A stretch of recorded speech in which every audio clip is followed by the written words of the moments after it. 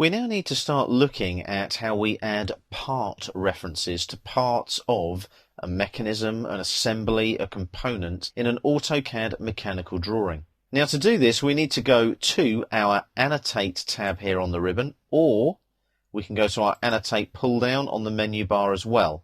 You can see that there's part reference there, and there's also on the Annotate tab part reference here. If I click on the little down arrow here, I can create a part reference.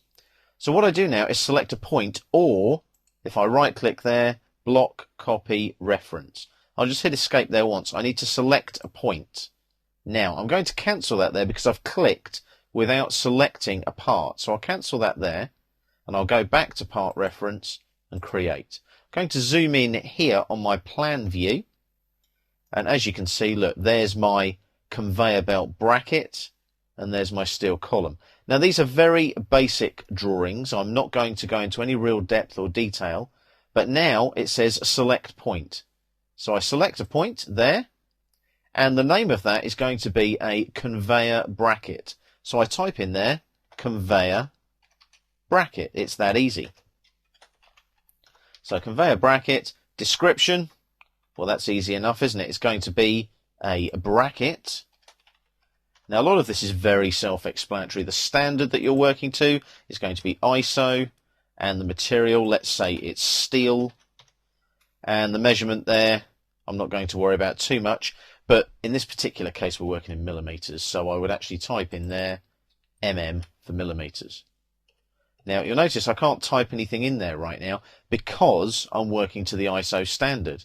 Notice though, units each. That's why I can't put a measurement in there. So quantity 1, I'm not going to exclude it from the parts list, and I do want to attach the bill of materials of an external part assembly drawing if I click on attach here. Now I haven't actually got an external part assembly drawing, so I won't need to attach at all. Let's have a look at our settings now.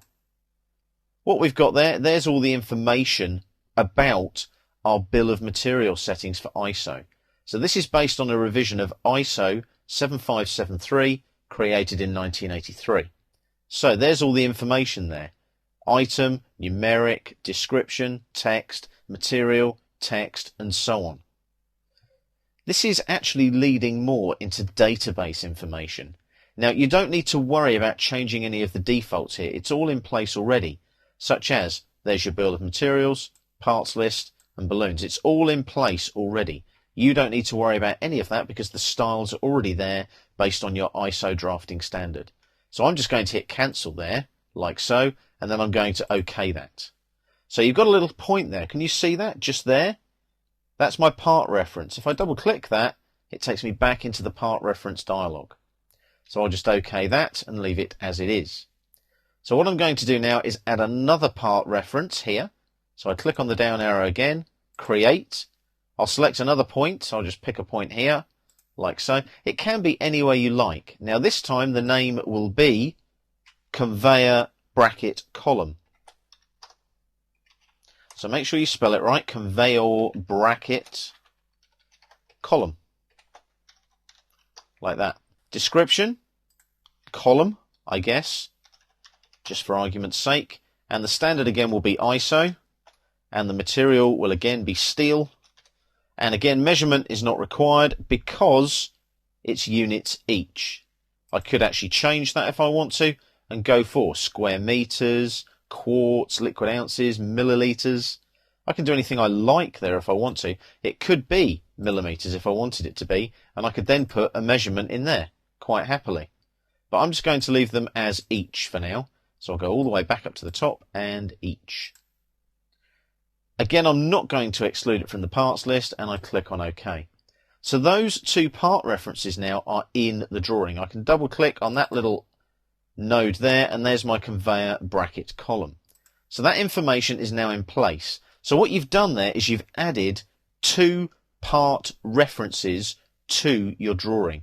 So if I now wanted to add a parts list, I could, and those parts would appear on that list. So what we're going to look at now as we go through the next few sections of this particular title is how we generate a bill of materials and parts lists based on these part references.